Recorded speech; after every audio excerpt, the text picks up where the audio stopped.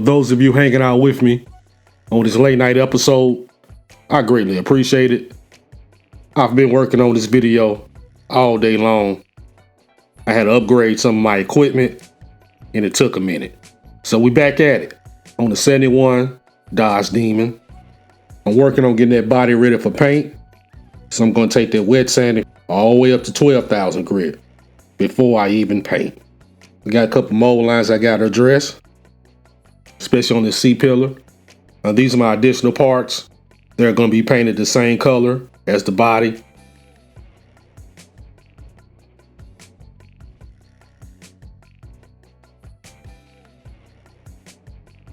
Also that undercarriage on the chassis.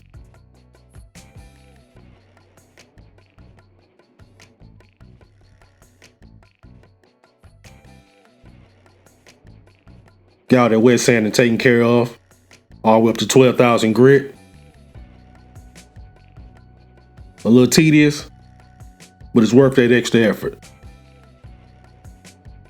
Now I'm digging out those panel lines, get them a little deeper.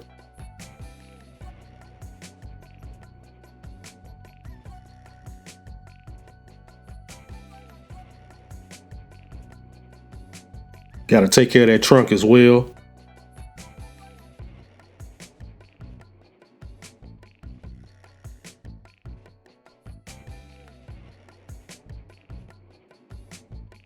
And these are my colors. P.O.E, gray primer, Rust-Oleum flat white primer, and Rust-Oleum satin heirloom white. I love this color. The first time I used that heirloom white was the interior for my 71 O's 442. Gray primer went down. As you can see, I drilled out my holes for the spoiler and the hood scoops as well.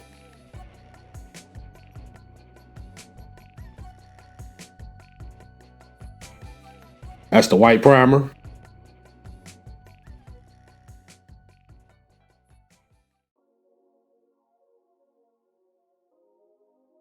And the heirloom white has been laid on the body as well. 24 hours has passed since I painted it. Now I'm using my Pache TG Talon to lay on that Master Service 2K Clear with about 10% Mr. Hobby leveling thinner. Now, one of the biggest things you want to watch for when you're clear coating a white paint job is not running that clear coat. I did that a little bit on the driver's side and I tried to overcorrect it when it was dry, and you'll see what happened. But you got to make sure you take your time when you're clear coating. Do mist coats. I was way too heavy on this go around. This is that third and final coat. All right, it's been sitting up for 7 days. Now it's time to wet sand that clear coat. I'm going to be starting out at 1500 grit.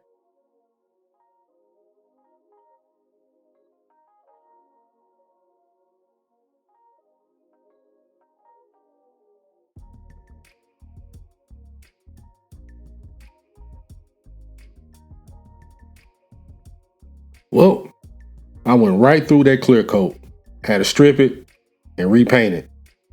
This time I'm only going to be using gray primer, and then I'm going to be using my heirloom white.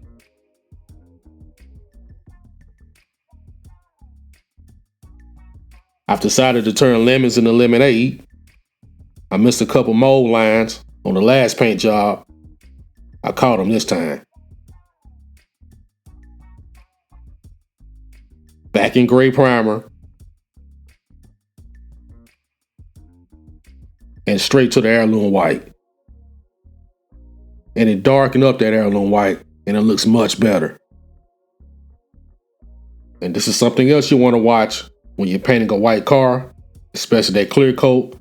Get every speck of dust you can out of the way. I didn't do that last time and I ended up with a lot of dirt particles in that final clear coat. Not this one. This is 7 coats in. I need to have plenty clear coat so I can take care of the corrections with my wet sanding. After 24 hours in my dehydrator, it's ready to go. It's ready for wet sanding. I got a couple spots, but they want that top layer. I'll be able to get those out. I'm not worried about it. I love the way this color turned out. That's the way that heirloom white is supposed to look. Over gray primer, not over white primer. Okay, I took that wet sanding up on this job, the second go around, from 1200 grit to 12,000 grit. I got out of those particles that happened to sneak in there some kind of way that was on that top coat. But since I have 7 coats misted on, I had a lot of leeway with that wet sanding. No problems at all, no burn throughs. It's time to do some polishing with the big 3.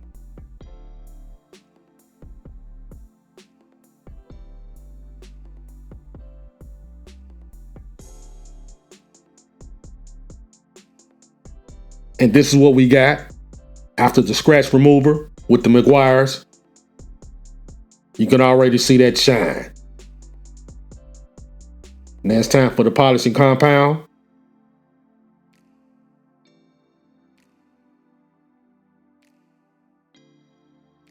More of that shine is coming out.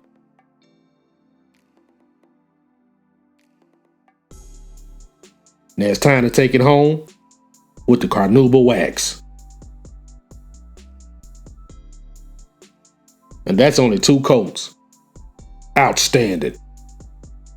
Now I'm taking care of those panel lines.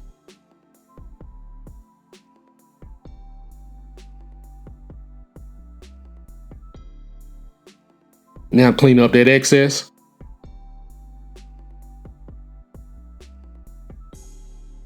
Now I got all the panel lines on the entire car taken care of.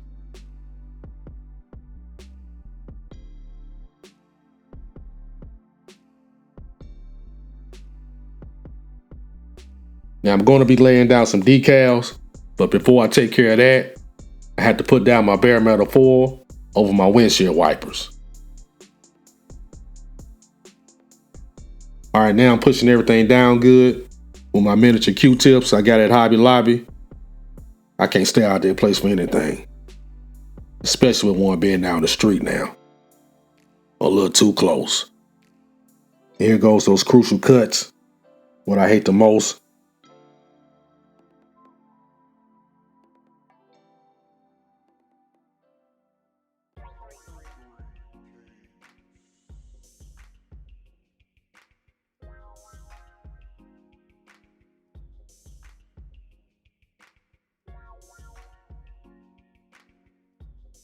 Tear off that excess. Voila. There we go. Turned out great. Now the vents need to be black before I can apply this decal for the top here.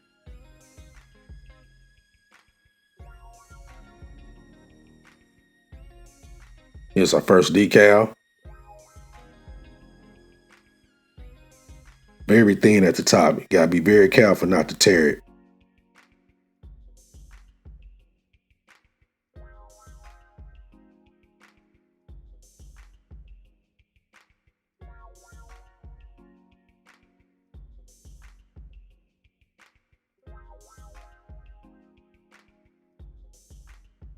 Same thing for this one.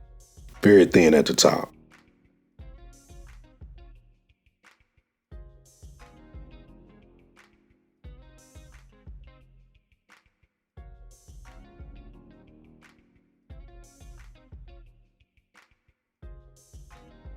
Put some decal softening solution on, help stretch out those decals. And you probably noticed here as well that my decals, they're not shining like they come in the kit.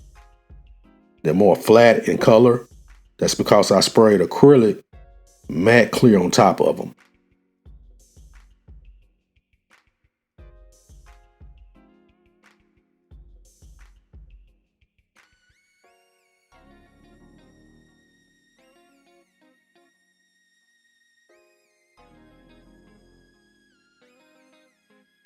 That was the easiest decal.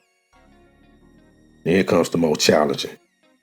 I always get nervous when I put on these long stripes like this.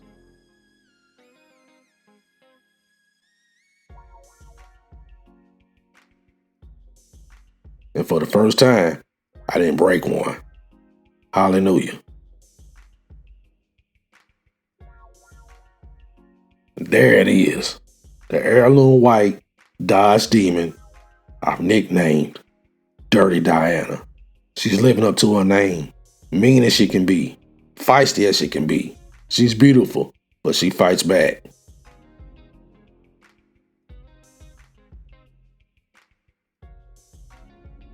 And let's see what the latest in Master Builder has to say about this build.